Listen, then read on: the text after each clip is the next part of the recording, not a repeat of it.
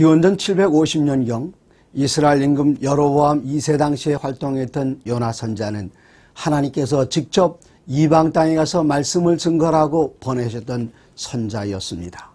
그는 선교사로 보냄을 받았습니다.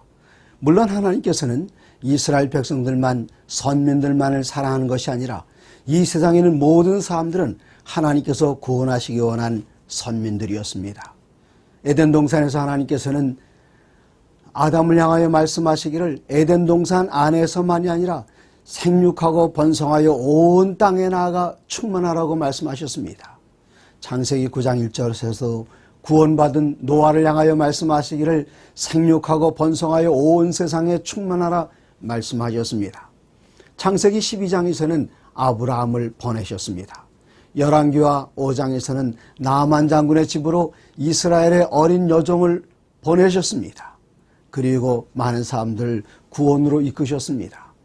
이사야서 56장 6절과 7절에는 이방인들을 여호와의 기도하는 집으로 불러 모으시겠다고 우리 하나님께서는 말씀하셨습니다. 요나서 1장 1절에 여호와의 말씀이 아미떼의 아들 요나에게 임하니라. 이르시되 너는 일어나 저 큰 성읍 니느웨로 가서 그것을 향하여 외치라. 이 아미떼의 아들 요나는 구약성경 열왕기하 15장 14장 25절에 보면 가드헤벨이라는 곳에 살던 선자였습니다. 가드헤벨은 나사렛에서 동북쪽으로 5km 정도 떨어진 멀지 않은 곳, 바로 이곳에 멀지 않은 곳에서 활동했던 우리 주님께서는 700여 년이 지나서 바로 이 나사렛 땅에서 자라나셨습니다. 같은 북부 지방의 출신 선자였습니다. 하나님께서 요나 선자에게 말씀하실 때 요나 선자는 그 말씀을 듣지 않고 거역했습니다. 왜 그런가 하면 그가 부름받은 니느웨는 아수르의 수도였습니다. 바벨론 이전에 세상에서 가장 강대했던 나라였던 이 아수르는 여기 표현된 대로 악독이 가득한 포악한 나라였습니다. 그곳에 가서 말씀을 증거하다가 어떤 봉변을 당할지도 모릅니다. 그래서 요나는 3절에 여호와의 얼굴을 피하려고 일어나. 옛날 구약성경 당시의 사람들은 하나님께서는 이스라엘에서만 하나님이신 것으로 오해하고 있었습니다. 그래서 여기 표현하기를 뭐라고 했는가 하면 여호와의 얼굴을 피하려고 일어나 다른 곳으로 가면 하나님을 피할 수 있다고 생각했습니다. 그는 다시스로 도망하려 하여 요바로 내려갔습니다. 그곳에서 배를 만났습니다. 그의 계획대로 잘 되는 것 같았었습니다. 그러나 그것은 그의 계획대로 되는 것이 아니었습니다. 그는 여호와의 얼굴을 피하여 그들과 함께 다시스로 가려고 뱃삭을 주고 배에 올랐더라. 그렇게 기록했습니다. 때때로 우리들은 그렇게 이야기합니다. 제가 신학교 1학년에 입학했을 때에 그때 부르던 노래는 어떤 노래였는가 하면은 부름받아 나선 이 몸 어디든지 가오리다. 그러다 1학년, 2학년, 3학년 이제는 목회지로 떠날 때가 거의 다 되어옵니다. 이때는 그 노래가 바뀝니다. 부름받아 나선 이 몸 어디든지 가오리다. 그렇게 부르던 노래가 부름받아 나선 이 몸 눈치 보아 가오리다. 여기 요나는 부름받아 나선 이 몸 어디든지 가겠다고 그렇게 헌신한 선교사였을 것입니다. 그러나 막상 그가 하나님께서 가라고 하신 그곳이 니느웨라는 사실을 알게 되었을 때에 그곳을 피해서 눈치 따라서 다른 곳으로 자기 마음대로 선교지를 향해서 나갔던 것입니다. 저는 여러 해 동안 선교사를 모집하고 훈련시키고 파송하던 일을 해왔습니다. 때로는 정해진 선교사, 선교지가 있고 어떤 곳으로 어떤 선교사가 가야 할지 그런 필요를 알기 때문에 선교사들을 불러서 어느 곳으로 가주십시오 하면은 때로는 그분들이 계산을 하기 시작합니다. 목사님, 그것은 제게 적성이 맞지 않는 곳입니다. 제가 적합하지 않습니다. 어떤 분은 추운 곳 몽골로 가라고 했을 때에 제 아내는 추위에 너무나도 약합니다. 많은 핑계가 있습니다. 그러나 하나님 앞에서 하나님께서 가라고 명하신 그곳이 가장 좋은 최고의 선교지라는 사실을 때로는 인간들은 알지 못합니다. 요나는 다른 곳으로 갔습니다. 배에 잘 탔습니다. 순풍만에 잘 갔습니다. 그러나 하나님께서는 풍랑을 일으키셨습니다. 풍랑을 일으켰을 때에 그 배에 있는 모든 사람들이 어쩔 줄 몰랐습니다. 요나는 책임감 없이 그 배의 맨 밑바닥 창고에 내려가서 정신없이 잠들어 있었습니다. 그러나 선장은 이제까지 그가 바다에서 수많은 풍랑을 겪었을지라도 이렇게 커다란 풍랑을 경험해 본 적이 없었습니다. 그가 자기 신에게 구하면서 이 풍랑을 잔잔케 해달라고 기도드렸지만 그 기도는 응답받지 못했습니다. 마침내 여기는 모든 선원들이 자기 신에게 기도드립니다. 그럴수록 이 풍랑은 점점 더 심해집니다. 이제 마침내 그들은 이 풍랑이 누구 때문에 난 것인지 알기 위해서 제비를 뽑았습니다. 이 배에 있는 모든 사람이 다 제비를 뽑았을 때에 누구에게 가게 되었는가 하면은 저 배 밑바닥에서 잠들어 있는 요나 선자에게 그 원인이 있다는 사실이 알려졌습니다. 요나는 잠자고 있었습니다. 선장이 흔들어 깨웠습니다. 지금 이런 난국 속에서 어찌 혼자 잠들어 있는가? 여기 요나에게 가서 1장 8절 무리가 그에게 이르되 청하건대 이 재앙이 누구 때문에 우리에게 임하였는가 말하라. 내 생업이 무엇이며 내가 어디서 왔으며 내 나라가 어디며 내가 어느 민족에 속하였는가? 요나는 눈을 비비며 일어나 그가 대답했습니다. 나는 히브리 사람입니다. 바다와 천지를 지으신 하늘의 하나님 여호와를 경외하는 자입니다. 하나님께서 어떤 곳으로 가라고 나를 명하셨지만 내가 여호와의 얼굴을 피함인 줄을 그에게 그가 분명히 말했습니다. 이제 여기 1장 6절에 선장이 그에게 가서 자는 자여 어찌미냐 일어나서 내 하나님께 구하라. 하나님께 구하라고 했지만 이때 요나는 구하지 않았습니다. 바닷물은 점점 더 흉흉해집니다. 이때 요나는 말하기를 내가 하나님의 명령을 거스렸기 때문에 풍랑이 일어났으니 나를 바다에 던지라고 이야기합니다. 하지만 요나의 생명을 아꼈던 사람들은 요나를 풍랑 가운데 던질 수가 없었습니다. 하지만 풍랑이 점점 더 심해졌을 때에 하는 수 없이 이들은 풍랑 가운데 요나를 내던졌습니다. 그 순간 풍랑이 잔잔해졌습니다. 이때 이들은 하나님이 어떠한 분인지를 알게 되었습니다. 1장 16절 그 사람들이 여호와를 크게 두려워하여 여호와께 제물을 드리고 서원을 하였더라. 요나가 배를 타고 가는 그 가운데 풍랑 가운데서 그가 증거했던 그 말을 인해서 그리고 그 말대로 이루어지는 그 일들을 인해서 하나님을 증거했고 첫 번째 회심자를 얻게 되었습니다. 이 아시아에 제일 먼저 제7난7일 예수 재림교회가 들어온 것은 아브라함 라루라는 선교사를 통해서였습니다. 그가 60이 넘은 나이에 복음을 받아들이고 대총회에 저를 선교사로 보내십시오. 제가 중국으로 가겠습니다. 이야기했을 때에 그가 연세가 너무나 높았기 때문에 대총회는 그를 보내지 않았습니다. 마침내 1888년 67세 우리나라로 말하면 68세나 69세가 된 이 노인네 아브라함 라루는 스스로 자비량 선교사가 되어 홍콩으로 중국으로 가기 위해서 배를 탔습니다. 1888년 3월 21일 날 벨로시티라는 배를 타고 67세 된 이 노인이 45일 동안의 항해 끝에 저 지구의 반대쪽에 있는 홍콩에 도착했습니다. 그가 배를 타고 가는 동안 배싹을 지불할 돈이 없었습니다. 배 안에서 먹을 양식을 위해서 지불할 돈이 없었습니다. 그는 선장에게 나가서 내가 배싹 대신에 앞으로 배를 타고 가면서 선원으로 일하겠습니다.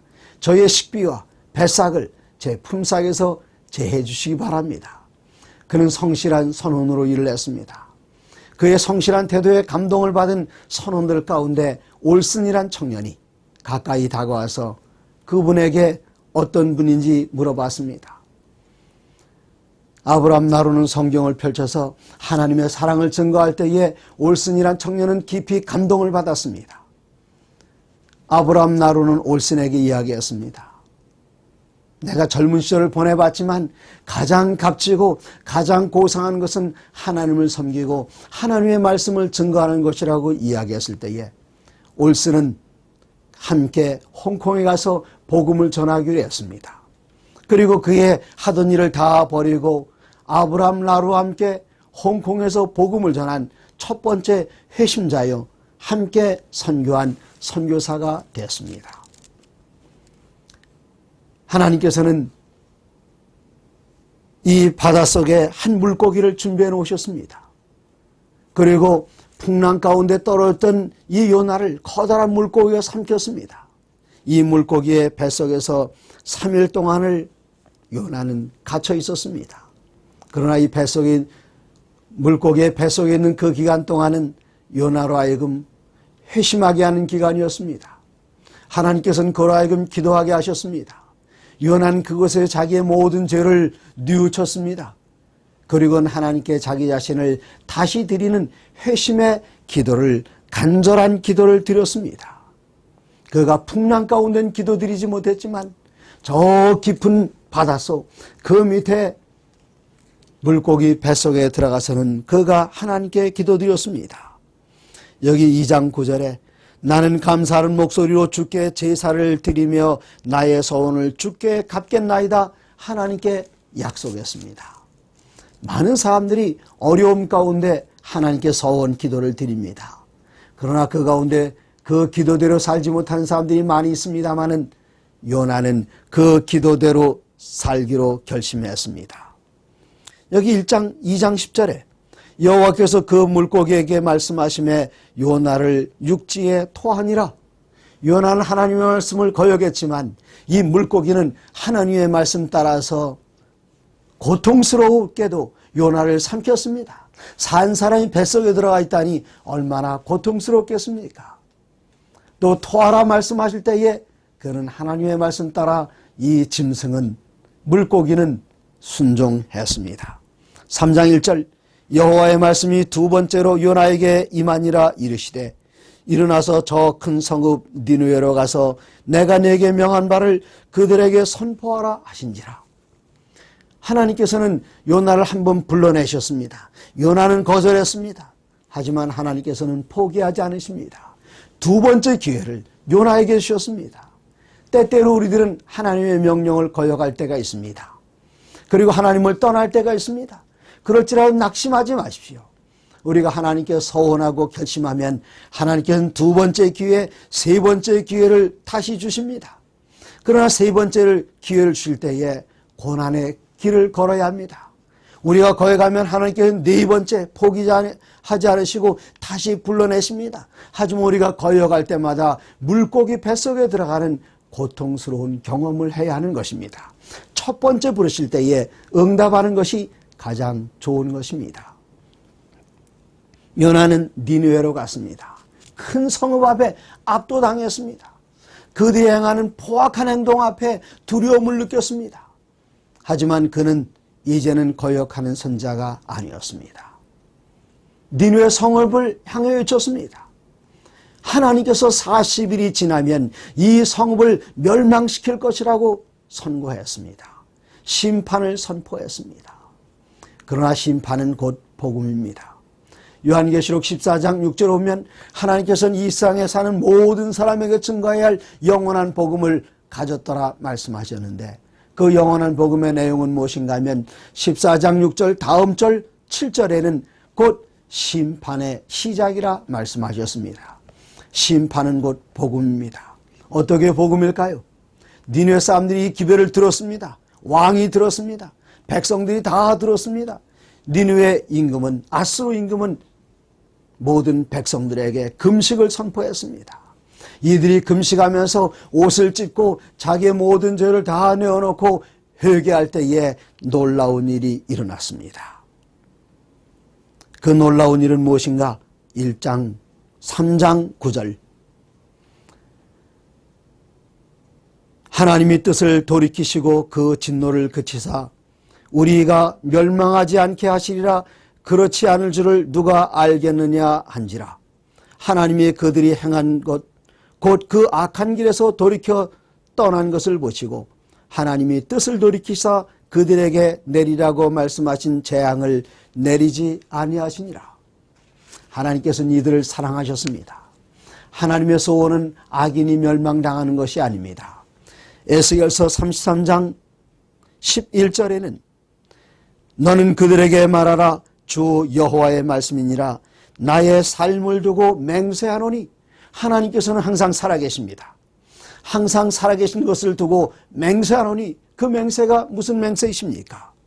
나는 악인이 죽는 것을 기뻐하지 아니하고 악인이 그의 길에서 돌이켜 떠나 사는 것을 기뻐하노라.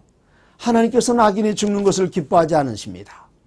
그들이 돌이켜 사는 것을 기뻐하십니다. 여기 우리의 희망이 있습니다. 우리가 아무리 절망 가운데 있다 할지라도 돌이킬 때에 하나님께서는 우리에게 구원을 약속해 주십니다. 4장 1절 그러나 요나는 매우 싫어하고 성내며 여호와께 기도하여 이르되 하나님 내가 고국에 있을 때에 이렇게 되리라고 말씀드리지 않았습니까? 그는 너무나도 섭섭했어요.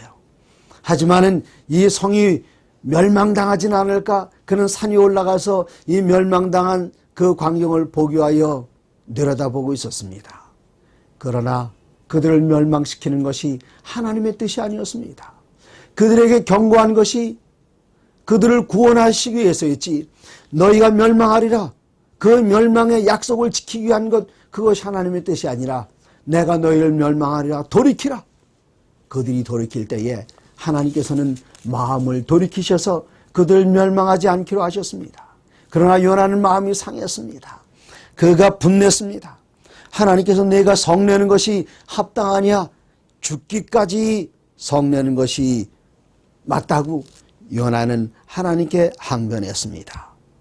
그는 초막을 하나 지어놓고 성읍에서 무슨 일이 일어나는가 내려다보고 있었습니다. 그때 하나님께서는 박농쿨 하나를 자라게 하셔서 요나에게 그늘을 마련해 주셨습니다. 그의 마음이 흡족했습니다. 그때 하나님께서는 벌레 한 마리를 보내셨습니다. 이 벌레가 박농쿨을 갉아먹었습니다. 시들어서 박농쿨이 떨어졌을 때에 이 요나는 4장 8절에 요나가 혼미하여 스스로 죽기를 구하여 이르되 사는 것보다 죽는 것이 내게 낫습니다. 하나님 차라리 죽여주십시오. 이때 하나님께서는 말씀하십니다. 하나님이 요나에게 이르시되 내가 이 박농쿨로 말미암아 성내는 것이 어찌 옳으냐 하시니 그가 대답하되 내가 성내어 죽기까지 할지라도 옳으니이다. 하나님께서는 말씀하십니다. 4장 10절 여호와께서 이르시되 내가 수고도 아니하였고 재배도 아니하였고 하룻밤에 났다가 하룻밤에 말라버린 이 박농쿨을 아꼈거든.